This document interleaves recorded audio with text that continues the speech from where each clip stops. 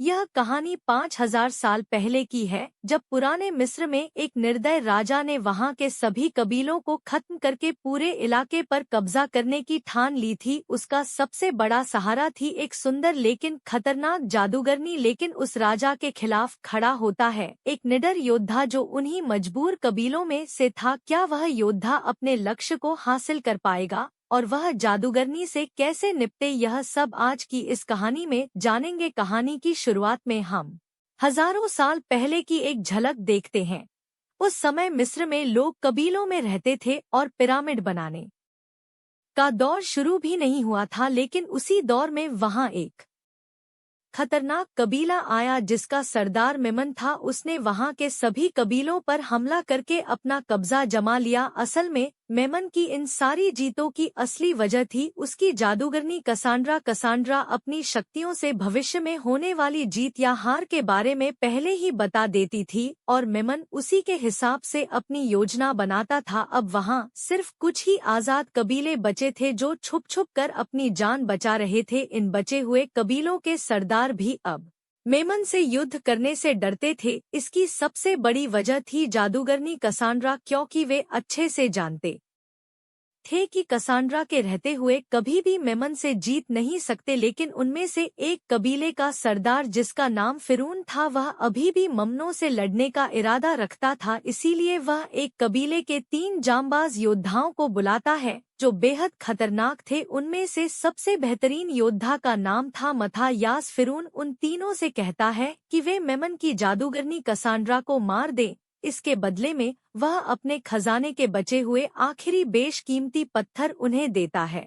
यह सुनकर वे तीनों योद्धा कसांड्रा को मारने के लिए तैयार हो जाते हैं। लेकिन फिरौन का बेटा अपने पिता के इस फैसले से बिल्कुल भी खुश नहीं है। इसके बाद मथासुर हैं।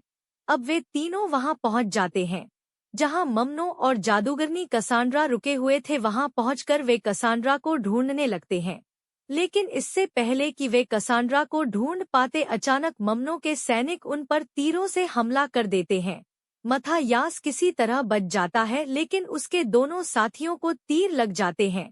इनमें से एक साथी वहीं मारा जाता है, जबकि दूसरा जो मथा यास का भाई होता है जख्मी हो जाता है। मेमन के सैनिक उसे पकड़कर बंदी बना लेते हैं।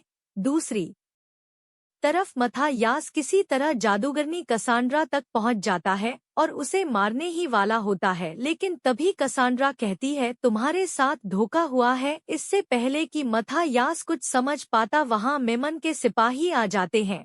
मथा यास उनके साथ लड़ने लगता है, लेकिन अचानक मेमन के सिपाही उसे पकड़ लेते हैं और उसे मेमन के पास ले जाते। वहां पर सरदार फिरौन का बेटा भी मौजूद होता है। उसने अपने पिता को मारकर मेमन से दोस्ती कर ली होती है। इसी दौरान मेमन के सिपाही मथा यास के भाई को भी वहां लाते हैं, जो अभी भी जिंदा होता है। अब ममनो मथा यास के भाई को उसकी आंखों के सामने ही मार देता है। इसके बाद वह मथा यास को भी मारने ही वाला होता है कि तभी कसांड्रा उसे रोक लेती है। कसांड्रा ममनो से कहती है कि मथा यास को मत मारो। वह चेतावनी देती है, अगर तुमने या तुम्हारे किसी आदमी ने मथा यास को मारा तो तुम्हारा विनाश निश्चित है। जो कुछ भी तुमने जीता है वह सब तुमसे छिन जाएगा। कसांड्रा बताती है कि उसने अपनी शक्तियों से देखा है कि मथा यास भगवान के बनाए अच्छे इंसानों में से एक है। यह सुनकर ममनो उसकी बात मान लेता है। वह मथा यास को मारने के बजाय उसे सजा देने का फैसला करता है। ममनो मथा यास और एक चोर को जमीन में कंधों तक दफना देता है ताकि वे वहां पर तड़पते रहे। मेमन के सैनिक उन्हें मरने के लिए जहरीली चींटियों के बिल में धुआं छोड़ देते हैं,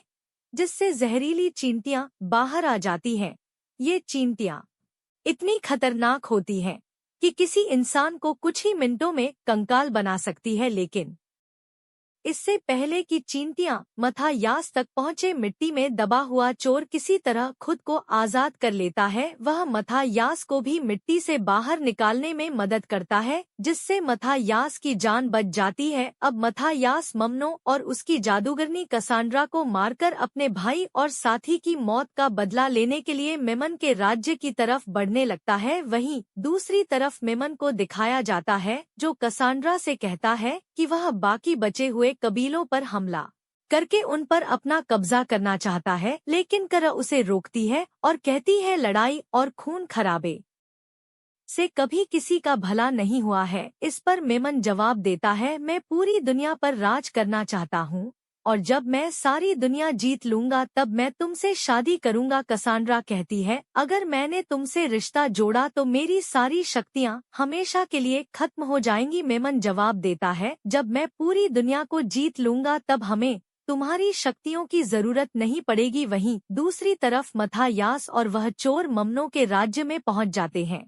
वहां एक बच्चा मथायास का वो बैग चुरा लेता है जिसमें बेशकीमती पत्थर होता है, लेकिन आखिरकार माथाय उस बच्चे को पकड़ लेता है। दरअसल यह बच्चा वहीं का रहने वाला होता है, इसलिए उसे उस जगह के हर कोने कोने की पूरी जानकारी होती है। मथासुर तक ले जाए, इसके बदले में मथायास उसे एक कीमती पत्थर देने का वादा करता है। बच्चा इस प्रस्ताव को मान लेता है और मथायास को महल के अंदर ले जाता है। महल के अंदर उन्हें एक बूढ़ा आदमी मिलता है जो वहां बारूद बना रहा होता है। असल में यह बूढ़ा एक वैज्ञानिक होता है जो मेमन के लिए नए नए हथियारों का आविष्कार करता है, लेकिन वह बूढ़ा आदमी भी ममनों को पसंद नहीं करता क्योंकि ममनो उसके साथ अच्छा बर्ताव नहीं करता। ममनो चाहता है कि वह बारूद बनाए जिसे वह जंग में इस्तेमाल करेगा। मथायास उस बूढ़े आदमी पर तलवार रखकर उससे पूछता है, मेमन इस वक्त कहाँ मिलेगा? बूढ़ा आदमी जवाब देता है, ममनो इस वक्त तलवारबाजी का अभ्यास कर रहा होगा। इसके बाद वह बच्चा मथायास को उस जगह ले जाता है जहाँ मेमन अभ्यास कर रहा था। मथायास ऊपर चढ़ने से पहले उस बच्चे को उसकी मदद करने के लिए एक कीमती पत्थर दे देता है। इसके बाद मथायास ऊपर चढ़ जाता है। जैसे ही मथायास ममनों को मारने के लिए निशाना लगाता है, वह देखता है कि ममनों के सिपाही उस बच्चे को उसके दिए हुए कीमती पत्थर के साथ पकड़कर मेमन के पास ले आए हैं। उन्हें लग रहा था कि उस बच्चे ने यह पत्थर चुराया है। मेमन अपने सिपाही को उस बच्चे का हाथ काटने का आदेश देता है क्योंकि मिस्र में चोरी की यही सजा है, इसलिए मथायास को ना चाहते हुए भी अपना निशाना उस बच्चे को बचाने के लिए सिपाही पर लगाना पड़ता है। इससे ममनों के सिपाही माथाय को देख लेते हैं और उस पर तीर चलाना शुरू कर देते हैं, लेकिन मथायास वहां से भाग जाता है और फिर वह भागते हुए एक कमरे में चला जाता है जहां जादूगरनी कसांड्रा नहा रही होती है। तो मथायास उस जादूगरनी को किडनैप करके अपने साथ ममनों के महल से बाहर ले आता है। मथायास जानता था कि ममनो अपनी जादूगरनी को बचाने के लिए महल से बाहर जरूर आएगा। जब ममनो अपनी जादूगरनी को बचाने के लिए बाहर आएगा तो मथायास उसे मार डालेगा, फिर मथायास उस जादूगरनी को भी मार देगा। इसके बाद मथायास उस जादूगरनी को लेकर मुर्दों की घाटी की तरफ चल पड़ता है। अब रात हो जाती है और वे तीनों आराम करने के लिए एक जगह सो जाते हैं। तभी जादूगरनी वहां से भागने की कोशिश करती है, लेकिन मथायास उसे देख लेता है। मथायास उसे पकड़कर पूछता है, क्या तुम भागकर मेमन के पास जाना चाहती हो? जादूगरनी जवाब देती है, नहीं, मैं उसके पास कभी नहीं जाऊंगी क्योंकि उसने मुझे बचपन से बंदी बनाकर रखा है। फिर मथायास उससे पूछता है, आखिर उस रात तुमने मेरी मदद क्यों की थी? जादूगरनी उसे बताती है, मैंने अपनी भविष्यवाणी में देख लिया था कि तुम मुझे ममनों के महल से छुड़ा लोगे। यह सुनकर मथायास कहता है, तुम अगर यहाँ से जाना चाहो तो जा सकती हो, लेकिन बाहर की दुनिया मुझसे भी ज्यादा खतरनाक है। इस पर जादूगरनी निर्णय करती है कि अब वह मथायास के साथ ही रहेगी। फिर अगले दिन वे तीनों अपने सफर में आगे बढ़ने लगते हैं, लेकिन तभी मथायास देखता है कि ममनों ने अपने कुछ सिपाहियों को भेजा है उन्हें मारने के लिए। यह देखकर मथायास अकेले ही उनसे लड़ने के लिए चल पड़ता है। दरअसल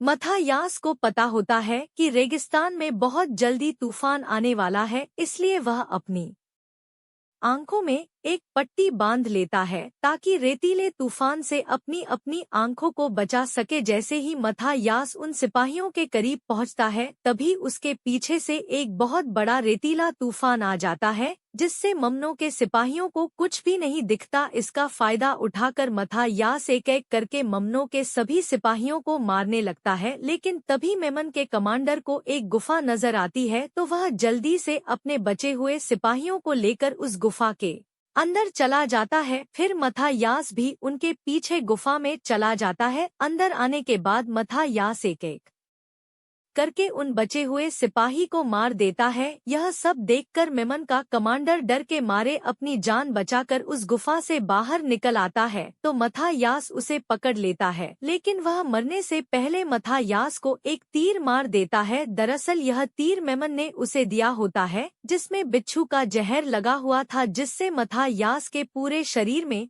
जहर फैल जाता है और वह वहीं पर बेहोश हो जाता है। अब रात को मथायास मरने की कगार पर होता है, लेकिन जादूगरनी कसांड्रा अपनी जादू से उस जहर को उसके शरीर से बाहर निकाल देती है और इस तरह मथायास की जान बचाती है। अगले सुबह जब मथायास उठता है तो उसे ममनों के सिपाही के पास एक पक्षी मिलता है। वह उस पक्षी के जरिए ममनों को संदेश भेजता है कि उसके सारे सिपाही मारे गए हैं, लेकिन ममनो झूठ बोलता है कि मथायास मर चुका है ताकि युद्ध से पहले उसके सिपाहियों का हौसला न टूटे। फिर भी उसके सिपाही कसांड्रा के बारे में बार बार पूछने लगते हैं तो ममनो उनसे झूठ बोलता है कि कसांड्रा महल पर ही है और उसकी तबीयत ठीक नहीं है। वह नहीं चाहता कि कसांड्रा की वजह से उसके सिपाहियों का हौसला जो हमेशा से बुलंद रहा है टूट जाए। वहीं दूसरी तरफ मथायास, कसांड्रा और वह चोर जो रेगिस्तान में पानी की तलाश में इधर उधर भटक रहे होते हैं।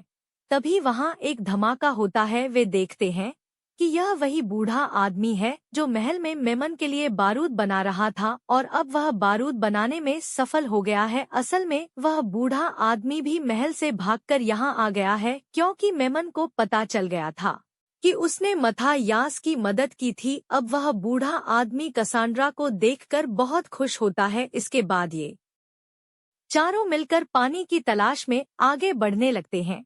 आखिरकार उन्हें एक जगह पानी मिल जाता है, लेकिन तभी अचानक बहुत सारे सिपाही वहां आ जाते हैं और वे इन सभी को बंदी बनाकर एक कबीले में ले जाते हैं। यहाँ बहुत सारे लोग मेमनों से छुपकर रह रहे होते हैं।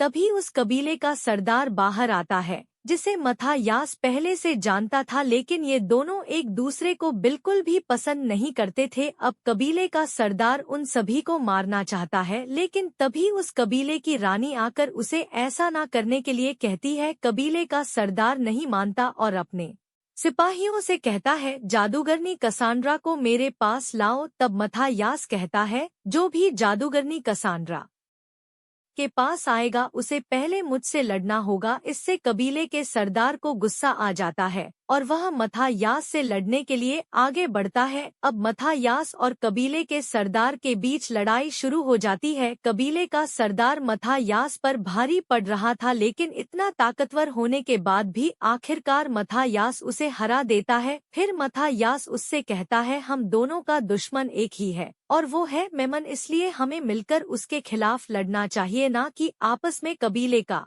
सरदार मथायास से पूछता है, आखिर उसकी इतनी बड़ी फौज का सामना कौन करेगा? इस पर मथायास कहता है, हम सब मिलकर करेंगे। कबीले का सरदार मान जाता है और उन्हें कबीले में रहने की अनुमति दे देता है। अब रात होती है और कसांड्रा के पास एक छोटी बच्ची आती है। तभी उसे एक दृष्टि होती है, जिसमें वह देखती है कि मेमन ने उस कबीले पर हमला कर दिया है और पूरे कबीले में तबाही मचाई है, जिसमें बहुत सारे मासूम लोग भी मारे गए हैं। इस वजह से वह परेशान होकर मथायास के पास जाती है और उसे अपनी दृष्टि के बारे में सब कुछ बता देती है। इस पर मथायास उससे कहता है, मैम, न की मौत मेरे हाथों होगी। तभी कसांड्रा को फिर से एक दृष्टि आती है और इस बार वह देखती है कि मथायास को एक तीर लगता है, जिससे वह जख्मी हो जाता है और अपनी जिंदगी की आखिरी सांसें ले रहा होता है। फिर कसांड्रा होश में आने के बाद मयस से कहती है, अगर तुम उसके सामने आओगे तो मारे जाओगे और यही तुम्हारी तकदीर में है। जिस पर मथायास कहता है, मैं अपनी तकदीर खुद लिखूंगा। फिर वह दोनों धीरे धीरे एक दूसरे के बहुत करीब आ जाते हैं और जैसा कि कसांड्रा ने पहले कहा था कि अगर वह किसी के भी करीब आएगी तो उसकी सारी शक्तियां चली जाए, इसलिए अब उसकी सारी शक्तियां चली जाती हैं।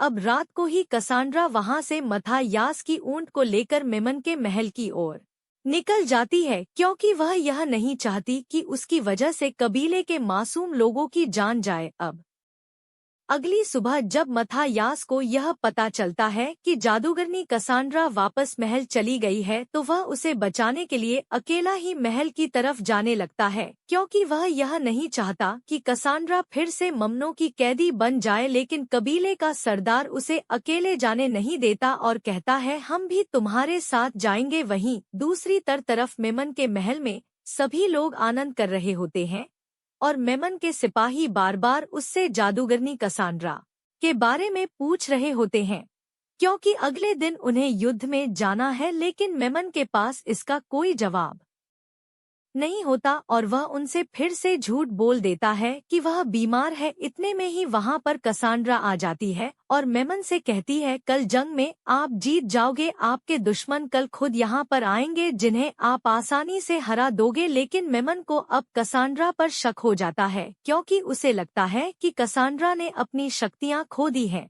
इसीलिए वह उसे अपने कमरे में जाने के लिए कहता है और उस सिपाही को भी मार देता है जो बार बार जादूगरनी कसांड्रा के बारे में पूछ रहा था। फिर वह अपने खास सिपाही से कहता है, तुम महल की पहरेदारी करो। वहीं दूसरी तरफ मथायास और कबीले के लोग भी महल के अंदर आ जाते हैं, जहां वह बूढ़ा आदमी जिसने बारूद बनाया था उस चोर के साथ मिलकर बारूद को महल के सामने बिछाना शुरू कर देता है। इसके बाद हम